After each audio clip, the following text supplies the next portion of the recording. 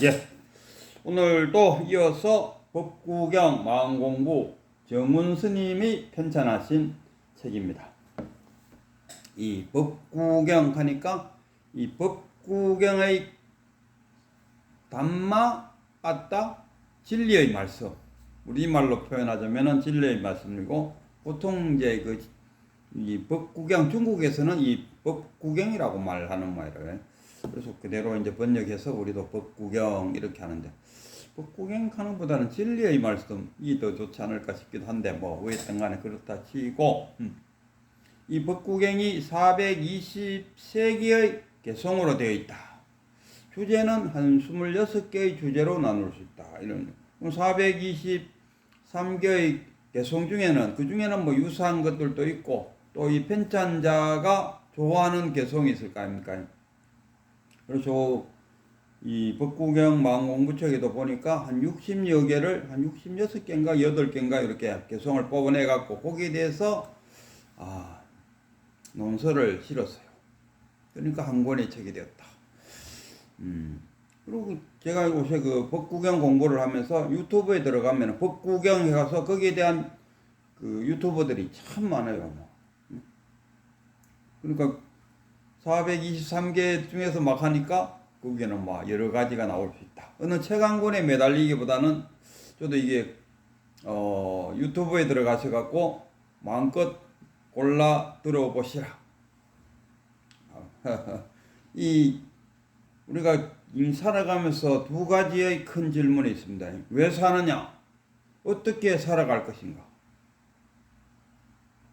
왜 사느냐? 왜 태어났는가? 이러한 근원적인 질문에 들어가면은 이 불법에서는 뭐라고 합니까? 불법에서는 깨닫기 위해서, 깨치기 위해서, 5분생에 몸 깨쳤으니까 또 윤회해서 다음 생에 또 깨치고 깨칠 때까지. 그럼 깨치면 뭐 되나요? 그럼 열반에 들어가서 더 이상 윤회할 필요가 없다. 뭐 이런 이야기. 그게 끝이라. 윤회, 열반 했을 때, 열반이 뭐냐 했을 때, 우리가 그 등산을 가정했을 때 산을 올라간다 아닙니까? 그리고 정상에 도달했어요. 그럼 정상에 가만히 있으면 더 이상 아무 욕심도 없죠. 더 이상 올라갈 데가 없다. 그게 백척간도에 앉았다. 이런 표현을 떠나 백척간도 진일보. 열반 이상은 없다. 그 끝이죠. 그 삶 왜 태어났느냐? 깨치기 위해서. 깨달으면 오게 되는데 열반의 상태가 된다. 뭐 이렇게 이야기할 수 있겠죠. 그러면은 우리가 어떻게 살아갈 것인가? 그럼 어떻게 살아갈 것인가는 죽음이 다가왔을 때까지 어떻게 살 것인가? 거기에 대한 답을 이 법구경에서 찾을 수 있다. 법구경에서 찾을 수 있다. 이 법구경을 아주 세심스럽게 이렇게 읽어보다 보면은 이렇게 살아야겠구나 하는 삶의 방향을 가르쳐주고 있다. 예. 오늘은 이 법구경 중에서도 내용이 뭐냐 하면은 너그럽게 인정하면 된다. 또 오늘 두 개를 한다면은 너그럽게 인정하면 되고, 또 하나 더 하면은 어떻게 살 것인가. 나의 가오부터 살펴라. 내 잘못부터 살펴라. 우리가 육조해능의 이야기 중에서 유명한 말이 있지 않습니까? 나는 내 허물만 바라본다. 이게 어디서 나왔냐? 육조해능이 그 한마디가 어디서 나왔냐 했을 때, 결국 육조해능도 법구경을 읽었을 거란 말입니다. 거기서 자기도 인용했을 거다. 이런 생각. 그리고 우리가 대승불교와 소승불교 이렇게 나눴고, 그 대승불교에서 나온 책은 부처님이 BC 5세기, 그러니까 부처님 돌아가시고 500년 후에 또는 1000년 후에 나온 이 경전이라고 말할 수 있느냐 하면서 이쪽에 상자부 사람들, 남방불교 쪽에서는 대승불교식의 그 대승불교 하면 뭡니까? 금강경, 법화경, 암경, 뭐 능가경, 능엄경 이런 쭉 나간다 합니까? 이런 거는 경전이 아니다 이거라. 뭐 니까야라든가 법구경이라든가 이런 것만 경전이다. 부처님 살아계실 때 부처님 말씀을 듣고 그것을 그 가섭이하고 아난이 모여서 그것을 결집해갖고 암송으로 구전되어 이뤄온 거 이것만이 경전이다 이렇게 말하는데, 그럴 수도 있지만은 이 대승불교에서 금강경이라든가 하암경이라든가 이런 책이 경전이 왜 나왔느냐 했을 때 근거가 어딨냐 했을 때 우리가 그 낙동강이나 한강이나 큰 강물이 되어 내려오지 않습니까? 이게 대성이라 하면은 그러면 쭉 따라 올라가 보면은 어느 산의 할부 능선의 하나의 옹달샘이 있다. 그 샘에서부터 물이 흘러 내려와서 하나의 강이 되고 있다. 그러니까 뿌리가 그 법구경이고 쭉 내려와서 뿌리를 잡고 내려온 것들이 금강경이고 하암경이고 법화경이다 이런 이야기. 그런데 어떻게 뿌리가 같은 이야기인데 하나인데 그 법구경은 경전이고 금강경은 경전 아니다. 이 말 자체가 말이 안 된다 이런 이야기. 다 같은. 그래서 우리 그 성철 스님은 뭐 금강경이든 하암경이든 법구경이든 뭐 니까야든 간에 그 안에 중도 사상만 들어있으면은 다 부처님의 말씀이다. 부처님이 뭡니까? 마지막에 열반에 들면서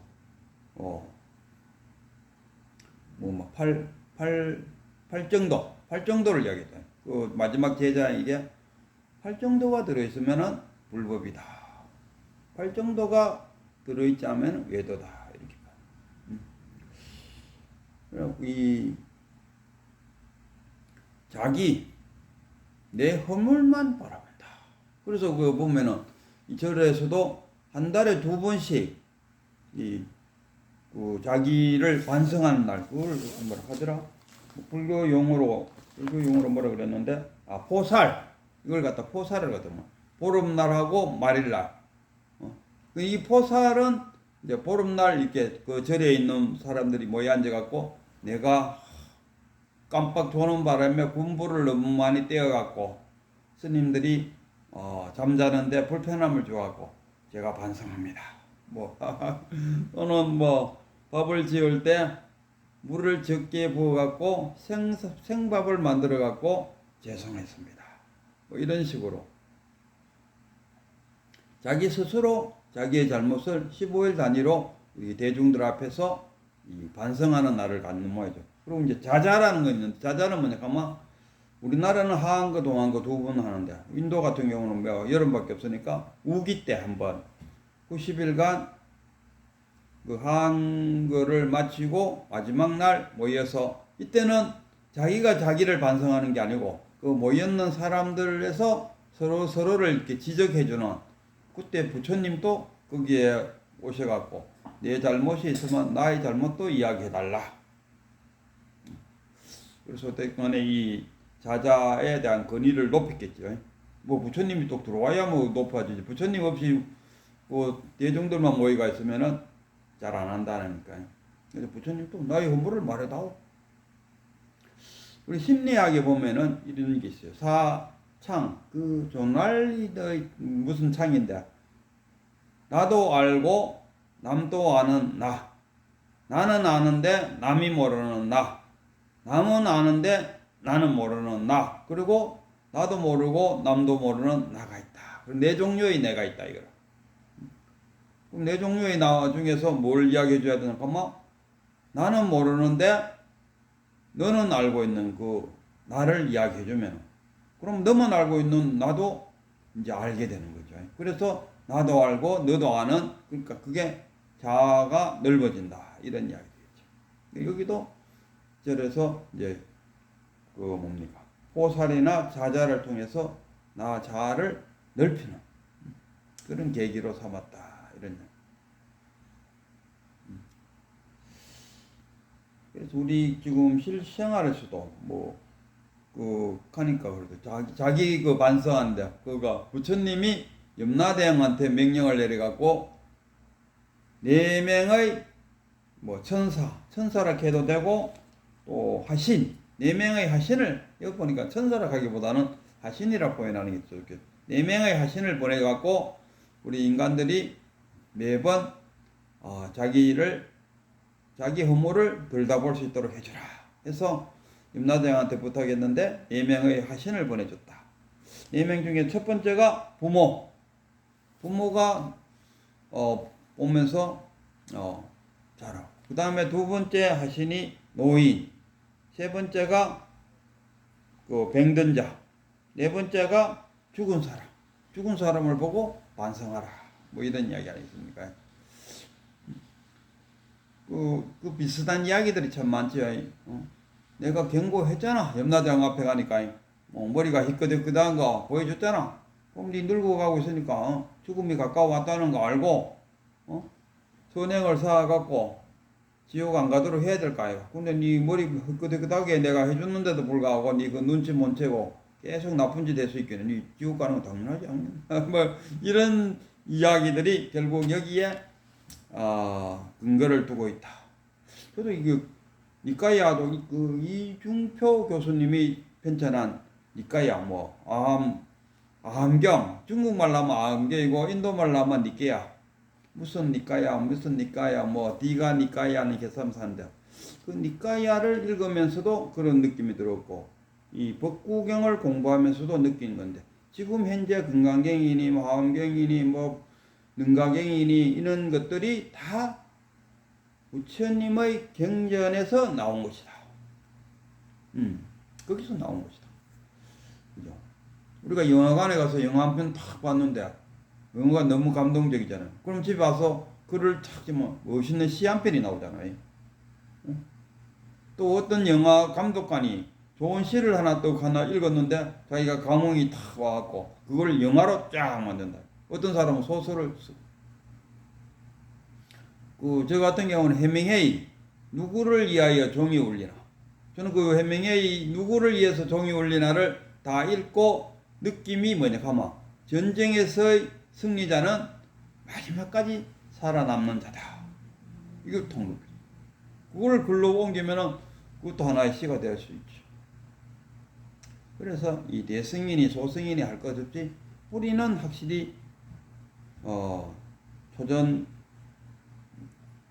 그 법구경이나 또 무슨 뭐 있습니까? 다음 요 법구경 끝나고 나면 하고 싶은 책이 있는데, 그거랑 그 초기 경전이잖아요. 거기에다가 뿌리를 두고 뭐 니까야라든가 이런 뿌리를 두고 대승경전이 나왔다. 그러니까 뿌리가 같으니까 뭐 1000년 후에 나오든지 2000년 후에 나오든지 뭐 아무 관계 없다. 죽음이라도 경전 못자는 시는 이제 경전을 하지 않선사. 그 선사들 중국에 와서 그 무슨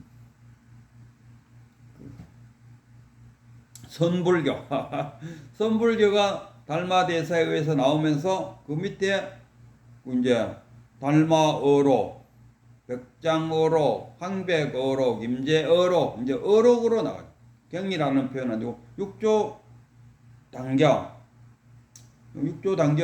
해능까지가 경이라는 이름을 붙여주고 나머지는 이제 어록이라고 합니다. 어록도 결국 따지고 뭐 경이죠. 그래서 뿌리는 같다. 한 뿌리다. 뭐 이것은 경전이고 저것은 경전 아니다. 할 필요가 전혀 없다는 것을 이 공부해보면은 알겠고, 또 이 법구경 공부를 하면은, 법구경을 공부하면은 우리가 지금 2500년 뭐 한 2000년 전에 지은 책이지만은 부처님이 2500년에 말씀해 놓은 게 지금 우리 생활에도 여전히 통용되고 있다. 인문학은 무시무정이다. 끝도 없고 시작도 없다. 진리는 뭐냐? 진리는 뭐냐? 만들어진 게 아니잖아요. 진리는 무시무정으로 있었지만은 우리가 발견하지 못했을 거예요. 그리고 부처님은 그 진리를 발견해서 우리한테 이야기해 줬어요. 그러니까 부처님이 이런 이야기한다. 나는 한마디도 하지 않았다. 그걸 어떻게 해석할 것이냐 했을 때, 나는 한마디도 하지 않았다는 것을 해석할 때, 부처님은 다만 진리를 발견해서 우리한테 전해줬을 뿐이지 부처님 자신의 견해를 한마디도 하지 않았다. 이렇게 받아들이면 좋지 않을까. 어쨌든 간에 자기를 알자. 내 허물만 나는 내 허물만 본다 하는 그 해능 스님의 말씀을 우리가 귀담아 듣고 살아가면은 뭐 남들과 다툼 없는 삶을 살아가지 않을까 이런 생각.